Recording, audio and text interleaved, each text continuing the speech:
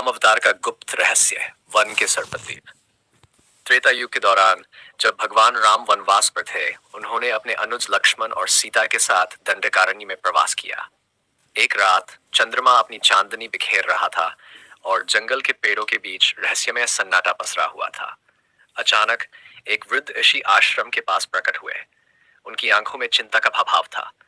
उन्होंने भगवान राम को प्रणाम करते हुए कहा, हे रघुनंदन, मेरे पास समय कम है। वन के मध्य में एक सर्पद्वीप नामक स्थान है। वहां नागों का एक प्राचीन कुल रहता है। उनका राजा कालसर्प 1000 वर्षों से निद्रा में था, परंतु अब वह जाग चुका है। वह इस पूरे वन को अपने विष से जलाकर नष्ट कर देगा। केवल आप ही उसे रोक सकते हैं। रहस्यमय यात्रा। लक्ष्मण और सीता ने सर्पद्वीप जाने का निश्चय किया। रात के घनघोर अंधेरे में वे जंगल के घने हिस्से की ओर बढ़े। मार्ग में उन्हें रहस्यमय संकेत मिले। सूखे पेड़ों पर नाग के चिन्ह, विष से जले हुए पत्ते और अजीब सी फुसफुसाहटें। सीता ने महसूस किया कि कोई उन्हें छुपकर देख रहा है। भैया, ये वन साधारण नहीं है, लक्ष्मण ने कहा। सावधान रहो लक्ष्मण, राम ने प्रत्युत्तर दिया। जैसे ही वे सर्पद्वीप के करीब पहुंचे, जमीन कांपने लगी। अचानक उनके सामने एक विशाल सरोवर प्रकट हुआ। सरोवर के बीच में एक द्वीप था जो नीले प्रकाश से चमक रहा था।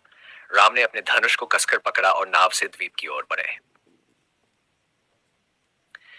कालसर्प का प्रकोप। द्वीप पर पहुंचते ही राम ने देखा कि वहां नागों की आकृतियां पत्थर में बदल चुकी थीं। यह कालसर्प के विष का प्रभाव था। तभी एक भारी आवाज गूंजी, कौन है जो मेरे क्षेत्र में आया है?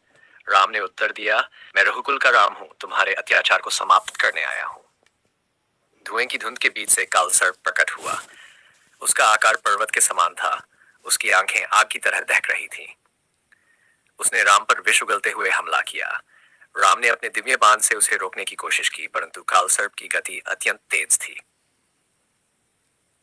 दिव्य अस्त्र का प्रयोग।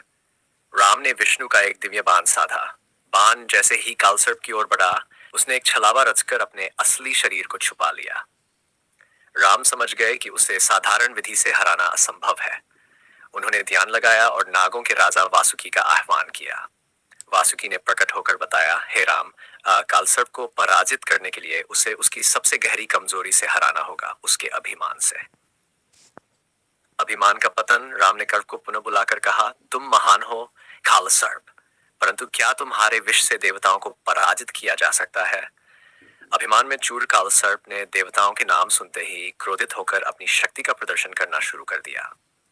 इसी बीच राम ने उसे उसकी ही शक्ति से पराजित कर दिया। उनका दिव्य बाण कालसर्प के हृदय को भेद गया और वह अपने ही विष से जलकर नष्ट हो गया। रहस्य का अंत।